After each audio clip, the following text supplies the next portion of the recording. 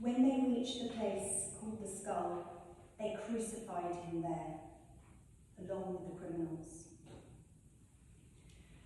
Crucifixion, not invented by the Romans, but affected by them as a very public, slow, painful form of execution, designed to strike fear into the people they oppress. Over recent years, I have read several accounts of the act of crucifixion, describing the physiological process, the crushing of major nerves by nails, excruciating agony of dislocation, and the slow suffocation of the victim until the culmination of trauma, asphyxiation, and blood loss leads to heart failure and death. No one survives crucifixion. It's shockingly inhumane and evil, the anguish and agony unparalleled. And yes, we ought to hear about it in order to understand what Jesus, our Saviour, endured.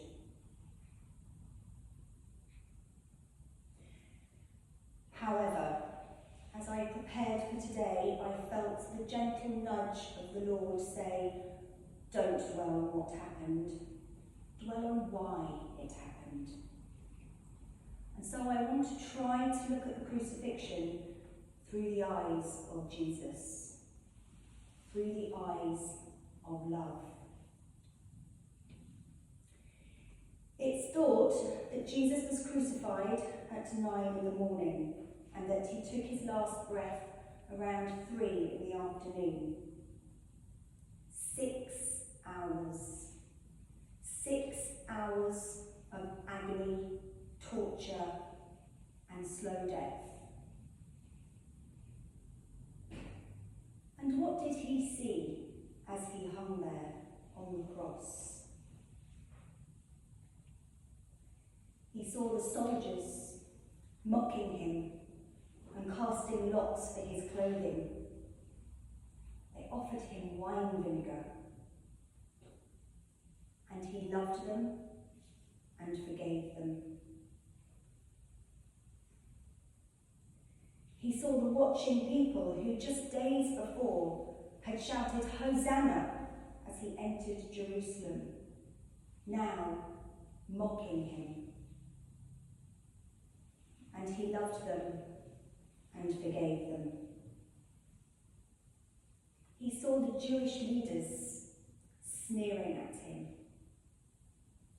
and he loved them and forgave them. The criminal beside him hurling insults and the other rebuking him, and he loved him and forgave him. But what else? Beyond his human vision, Jesus could see through time, around the globe. He could see every single person who had lived before him and who would live after him. He saw every single person for whom he was there.